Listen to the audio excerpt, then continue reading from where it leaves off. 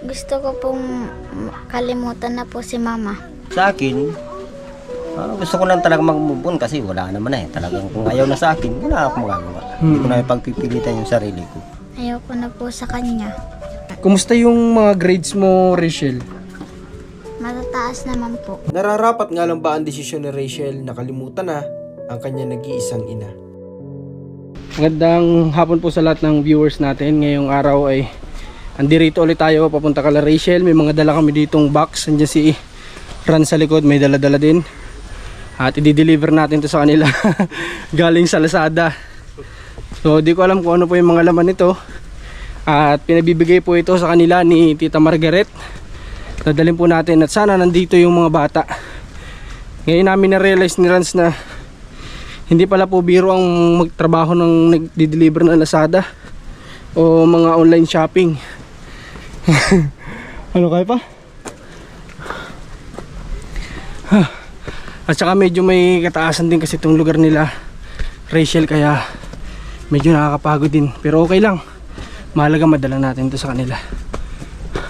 Opo, dito na tayo. Andito lang ngayon yata yung papa ni Rachel. Kamusta po kayo? Okay naman. Asan po ngayon si Rachel ulit? Pupunta dyan sa taas. Kanina pa hindi pa nababa, pinahanap ko dito. Pero nagtanghalian na po si Rachel. Nangalian na kami. Okay. Ngayon po tayo, wala kayong trabaho ngayon? Wala. Ngayon wala ngayon. Kumusta yung mga paninda nyo, naubos? Konti na lang yung natira, yun na lang natira. Kukunti na lang natira? Piraso na lang. Ako po nagtinda. Ay, ikaw ang nagtinda. Si Rachel nagtinda rin. Nagtinda rin ba si Rachel? Hindi nagtinda. Bakit po? Si Tutoy na lang muna kasi ano ay. Siya na muna nagtinda. Ati, pahinga ka na muna. May pasok pa po ba sila Rachel ngayon? Wala na silang pasok. Wala na. Kumbaga nag-aayos-ayos na lang sila dun sa room nila.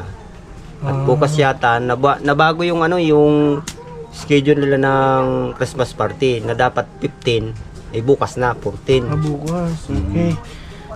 Hindi mo alam kung nasan si ate mo ngayon? Hanapin mo nga si ate mo. Kasi mahalaga na alam din nila tatay kung saan pumupunta si Rachel kasi babae po yun ay. Kaya dapat alam din kung saan pumupunta. Magpaalam din sana si Rachel kung pupunta sa kapitbahay o sa lola, sa kamag-anak, para alam din ni tatay kung sakali mga anumang oras na ay alam niya kung saan niya pupuntahan. Ano tatay? Oo. Kumusta naman po itong ilang araw nyo? Ay okay naman itong mga ilang araw na okay naman yung Okay naman. Hindi na ba kayo nagbabangkalan ngayon?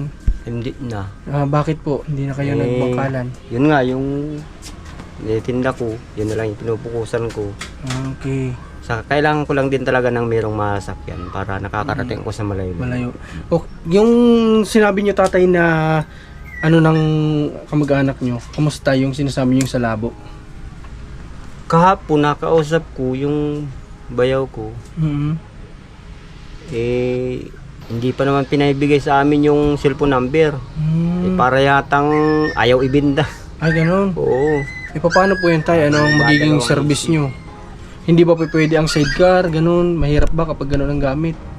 Sidecar na Halimbawa, bisikleta, may sidecar. Mahirap ba kapag ganun? hanggang dito lang naman kasi pag yung sidecar. Hanggang dito lang yung sa lugar lang din namin. Hindi ka makakapunta doon sa mga medyo malayo kasi mahirap na yun kapag lalayo ka ng sobra. Pero doon kasi sa mga sulok-sulok nandun yung mga pwedeng pagbintahan ng gulay kasi sila yung malalayo sa palengke, di ba? Tama nga naman si tatay doon na talagang kailangan niya para mas mag-grow yung business nila ni Rachel, yung makakapunta siya dun sa medyo malayo-layo na lugar, yung talagang mga nasa sulok kagaya pinupunta namin na wala na silang oras para pumunta pa ng palengke kasi pag pupunta pa lang ng palengke napakamahal na ng pamasahe. Pamasahe talaga. Okay, so yun lang pala yung talagang pinakang kailangan nyo, kaso nga lang parang ayaw ibenta ng Parang ayaw ibinda kasi ilang araw ko na yun na inaano yung number niya. Wala talaga. Parang wala. Kasi may trabaho din naman yung yung may-ari nung motor, yung sidecar. Okay. Nandito na pala si Rachel. Sige Rachel. Kamustahin ka namin? Kamusta ka naman? Okay lang po. Okay naman. Balita ko wala ka ng pasok. Wala na. Kailan ang Christmas party niyo ulit? Bukas po. Ay, lahat pala ng estudyante bukas. Mapa high school, mapa elementarya ay bukas na ang Christmas party. Ready na ba susuotin mo? Opo. Ready na ang pangregalo mo? Opo. Ready na din. Magkano ang ano nyo, ang exchange gift nyo? Magkano? Magkano ang halaga? Halaga pong 50. 50 pesos. Ano ba yun? Alam mo yung reregaluhan mo kung babae o lalaki o hindi? Babae po. Anong binili mo para sa kanya? Ay, baka mapanood niya ito. Wag na pala. Pero pambabae, syempre ang binili mo para sa kanya. Okay, kamusta naman yung pagpasok mo nitong mga nakaraan? Ayos lang po. Okay naman. Kumusta yung mga grades mo, Rachel? Matataas naman po. Matataas naman. Okay. So, lahat naman ba ng ng project assignment sa ngayon ay naibibigay mo na? Opo. Naipo-provide mo na? Ay, okay. Good. Kasi dati sabi niya sa atin, pag may mga project minsan di siya nakaka-provide. Kasi nga, sakto lang yung kinikita ni Papa niya para sa pangkain nila dito. So, kulang na kulang talaga. Kaya hindi niya naipo-provide yung mga dapat na ibigay sa school. Okay. Sabi ni Papa mo, pinagpahinga ka muna sa pagtitinda. Bakit? May napagudan ka na din? Ha? Hindi naman. Kumbaga, ini-enjoy mo din yung pagkabata, ano? Siyempre, si Rachel, bata pa rin yan. Gusto pa rin niya makapaglaro-laro. Hindi naman laging tinda ng tinda. Okay. So, kumusta yung pag-uusap ninyo ni ninang mo? Okay lang po. Kailan mo siya huli nakausap? Nung ano po, nung... Mga nakaraang araw? Okay. Ngayon ba, anong tinanghalian ninyo? Nagtanghalian na kayo? Opo. Anong ulam nyo? Ha? Anong inulam nyo ngayong araw? Saging po. Saging? Bakit saging tayo ang inulam nyo? Saging. Ha? Hindi, nagluto ako ng gulay. Gulay. Bakit saging nga sabi ni Rachel? Galing siguro. Chapsuy pala ang ulam nyo, hindi saging. Sorry. Chapsuy pala. Paano kung ngayon, Rachel, napapanood tayo ni mama mo, hindi malabong mangyari. Si papa mo, magsisimula na daw mag-move on. Kayo ba, sa iyo ko itatanong, ikaw ba, gusto mo na rin bang kalimutan yung mama mo o hindi mo siya makakalimutan? Gusto ko pong kalimutan na po si mama. Bakit? Ano yung reason mo? Ano yung dahilan? Sabihin mo sa amin kung ano yung dahilan mo. Bakit nasabi mo yung ganun? Ayoko na po sa kanya. Masama yung loob mo. Dahil hindi siya umuwi dito. Di po. Ito po, ganito lang, Rachel. Kahit na ganito yung nangyari sa pamilya ninyo, wag mong gawin na kalimutan yung mama mo, ha? Kasi unang-una, doon ka nang galing sa kanya. Siya yung naghirap nung nasa sinapupunan ka pa lang niya. Alam ko magiging nanay ka rin balang araw. Hindi ganoon kadali ang magdala ng bata sa sinapupunan. Buhay nila yung nakataya doon na pwede rin silang mapahamak kapag iniluluwal na ang bata. Kaya ngayon ay alam ko di mo pa naiintindihan yung mga bagay-bagay. Pero sa ngayon, huwag mong alisin sa isip mo yung mama mo. Ipag-pray na, ang gawin mo na lang, pag-pray mo na sana mabigyan ng linaw yung pag-iisip ng mama mo at matutunan din niya na kamustahin kayo. Okay ba yun? Opo. Okay, so kasi bata pa po si Rachel. Ilang taong ka na nga? 12 po. 12 years old pa lang, kumbaga hindi pa niya po alam. Although siguro sumasama yung loob ng bata kasi nga ganun yung nangyari. Siyempre naghahanap ng magulang. Sino ba namang anak ang hindi maghahanap sa magulang na kapag iniwan ka ng nanay mo, hahanap at hahanapin mo, sasama din yung loob mo, maraming tanong sa isip mo, ba't ako iniwan? Bakit niya nagawa yung ganito ni mama? Mga ganung bagay, ba't siya nag-asawa ulit? Ba't siya hindi na kontento sa amin? Napakaraming tanong po, lalo pag lumaki na si Rachel at hindi pa rin nagkokontak sa kanilang mama niya. Mas marami ng tanong sa isip ni Rachel. Okay. Basta pagbuti mo yung pag-aaral mo, ha? Opo. Sa ngayon, ang gawin mo, mag-focus ka sa pag-aaral, ha? Okay. Tapos, kung ano pa yung may tutulong kala papa mo, yung paglalako, galingan mo, ha? Opo. Basta huwag pabayaan ng pag-aaral, ha? Okay. Ikaw, Tay, anong masabi mo at ganyan yung nasabi ngayon ni Rachel? Masasabi ko lang siguro, maano lang yung loob ng bata. Pero hindi naman dapat talaga na ganun na kalimutan yung mama. Nanay. Kasi doon sila nang galing. Mm-hmm. Sa akin, Gusto ko lang talaga mag-move on kasi wala naman eh. Talagang kung ayaw na sa akin, wala akong magagawa. Hindi ko na ipagpipilitan yung sarili ko. Kaya, Pero yung mga alaala niyan, sigurado, hindi man ni tatay sabihin, nandiyan pa rin sa isip niya yan, di ba? Kasi ang dami niyong naging supling, napakarami niyong naging anak. Ibig sabihin, matagal din ang pinagsamahan niyo. Ilang taon kayo tayo nagsama ulit? 8 years. Napakahabang panahon. Sabi nila, pag nalampasan mo daw yung 7 years, hindi na kayo maghihiwalay. Pero si tatay, 8 years na nga, naghiwalay pa rin. So, lahat ng naniniwala sa 7 years na hindi maghihiwalay, huwag kayo maniwala dyan. Kasi tinan nyo nga sila tatay, 8 years pa, pero naghiwalay pa rin. Ang ano lang dyan, yung pagtibayin yung pagsasama. Ano, tatay, hanggat kayang umiwas sa lahat ng tukso, hanggat kayang umiwas sa lahat ng pwede tayong magkamali, gawin ng bawat isa. No, para hanggang sa huling hininga, hanggang sa pagtanda, kayo talagang dalawa. Di ba tay? Oo, tama. Pero alam nyo, may mga naniniwala din kasi tatay dun na iba na yun daw yung kaloob ni God na mangyari. Ganun. Naniniwala ba kayo dun? So, sa ganung sistema, naniniwala din kasi ako doon kasi Naniniwala kayo. kung ano naman kasi yung kalooban ng Lord, hindi naman yun yung kalooban na sa akin. Talagang mawawala. Mawawala talaga. Pero sabi nga, kahit nawala, kung talagang kayo yung tinadhana ng Babalik at babalik, kayo pa rin. Totoo yun, naniniwala din po ako doon na yun nga, kung kahit gaano katagal kayo nagsama at hindi talaga kayo nakatakda, darating at darating yung oras na maghihiwalay kayo. Pero kung kayo talaga, maghiwalay man kayo ng gaano katagal, sa end niyan, kayo pa rin. Di ba tay? Okay, so sana may natututunan yung mga manonood natin sa istorya ng buhay nila tatay.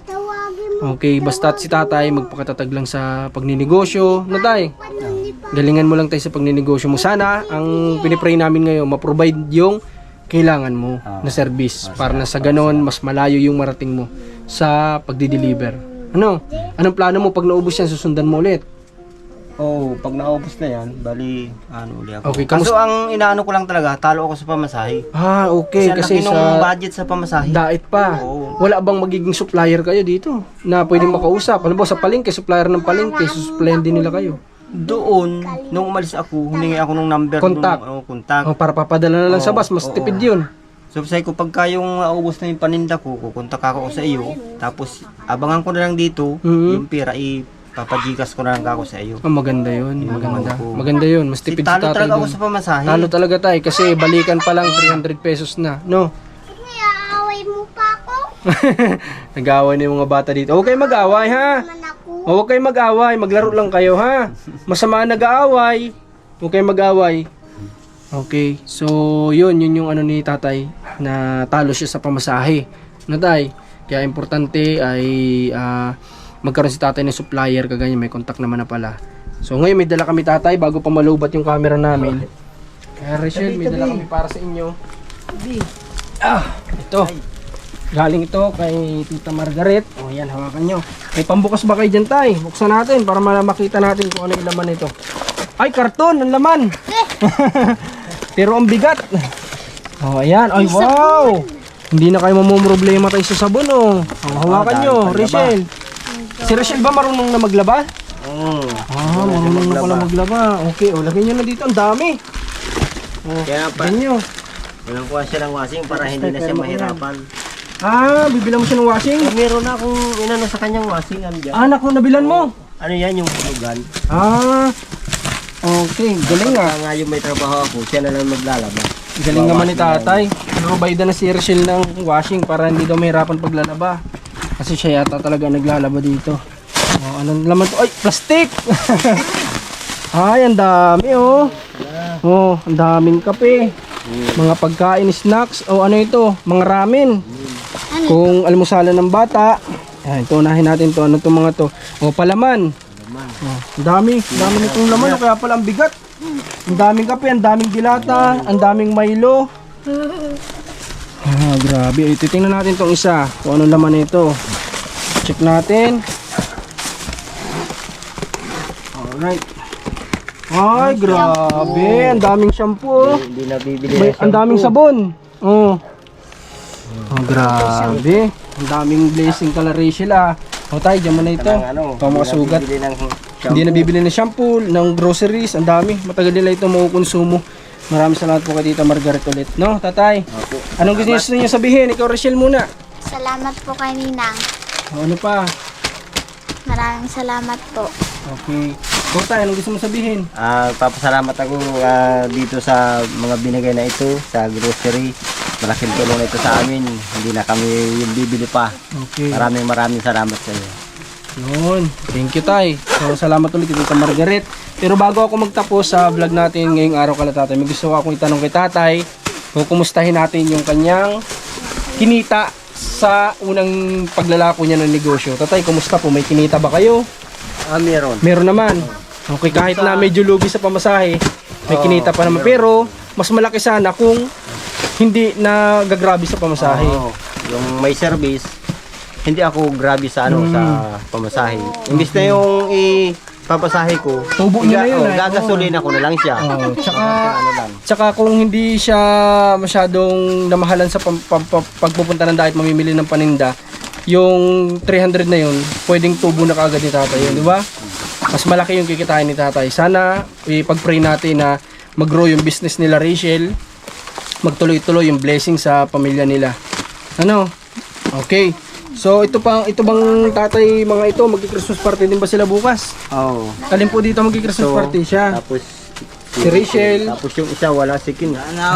Tatlo sila mag-Christmas party. Lahat sila okay na sa ambagan. Ay, galing. So, yun lang mga kalingap naman yung wish natin sa mga tinutulungan natin. Sana ay mabago kahit paano yung buhay, magkaroon ng pag-asa. Kahit na si tatay ay nangulila man sa kanyang asawa, iniwan sila. Sana dito, kumbaga kahit paano mawala sa isip ni tatay yung nangyari na yun. No tatay, yung pag-focus niya sa negosyo, pag-focus sa mga bata, sana mabago yun, maalis sa isip niya yung nangyari na hindi maganda sa pamilya nila.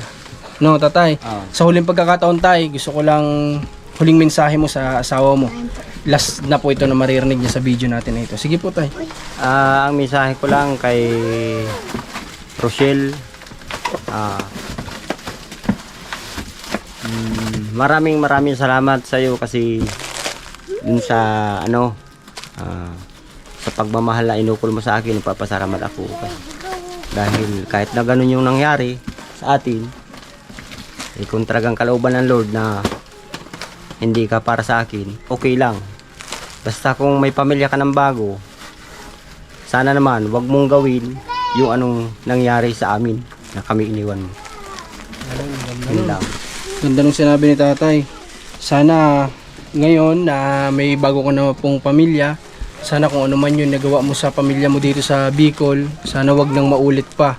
Sana kung talagang sila yung nakatakda sa iyo na magiging pamilya mo, na makasama mo habang buhay, sana sila na talaga, no? Wag nang gumawa pa ng iba mang ikasisira ng pamilya. No, tatay? Okay, yun lang yung gusto kong sabihin ni tatay. Napakaganda ng message ni tatay. Si Rachel naman, di na natin maano kasi medyo masama nga yung loob ng bata. Pero sa huling pagkakataon, gusto ko ulit marinig kay Rachel. Rachel, anong gusto mo sabihin kay mama mo? Sabihin mo, mag-ingat na lang siya, ganun. Mag-ingat po siya. Okay. Ano pang gusto mo sabihin sa kanya? Yung galing sa puso mo. Gusto mo sabihin talaga sa kanya. Sige, sabihin mo kung anong naiisip mo na gusto mo sabihin. Sana po din wag niyo pong iwanan yung bago niyang asawa, yung katulad ng ginawa niya sa amin. Okay, para sila ng kahilingan ng ano niya, ng papa niya.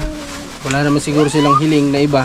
Kung di yun lang talaga, yung maging kontento na sa kung sino yung pamilya na kasama niya sa ngayon. So, kalungkot man dahil ang hirap ng walang ilaw ng tahanan. Hindi buo ang pamilya kasi hindi buo ang bahay kapag walang ilaw, di ba? So, ang nagsisilbing ilaw ng tahanan yung kanilang nanay, kaso nga lang wala. So, parang pilay din yung kanilang tahanan, kulang-kulang din. Pero, kaya namang buuin niya ni tatay kahit na mag-isa lang siya. Siya na yung ilaw, siya na yung haligi, lahat-lahat na. Ikaw ba tayo, may bala ka pa ba mag-asawa? Sa ngayon, hindi ko na iniisip yun kasi ang pupukusan ko na lang itong mga bata, itong 4. Ay, galing naman ni tatay. Pero ano ako dun sa iyo tay, saludo ako dun sa iyo. Kasi sinabi mo na ang focus mo muna sa mga bata, ano? Pero kung may dumating, why not, 'di ba? Kasi total kasal ba kayo? Hindi. Oh, hindi kayo kasal. At tsaka binata ka naman na ngayon, di ba? Wala ka ng... May bago na. Ha? Si Ninang. May bago ng mama, si Ninang. Okay, so yun. Sana kung may dumating man kay tatay at alam niya namang makakabuti para sa kanila, why not? Walang problema. Walang sabit si tatay. Siyang iniwan, hindi siyang nang iwan. So yun, at least may mag-guide sa mga bata para sa kanilang paglaki. Maganda rin kasi na may magulang na sa paglaki din ng mga bata, may ina kumbaga, lalo na't may babae. So yun lang tay, ha? At may, ano po yun, tay? binili pa nga pala akong Kiluhan. Dumating lang kanina. Nagbili si tatay ng kiluhan. Digital. Gagamitin mo kiluhan ng gulay. Ay, God bless tatay. More blessings sa inyo. No? Okay tay. Pero tayo. Ingat kayo ha. Rachel, paano pupunta mo na kami ha? No, sige. So ngayon mga kalingap, ang sarap kausap nito ni tatay. Ang dami nating natututunan sa kanya sa istorya ng buhay nila.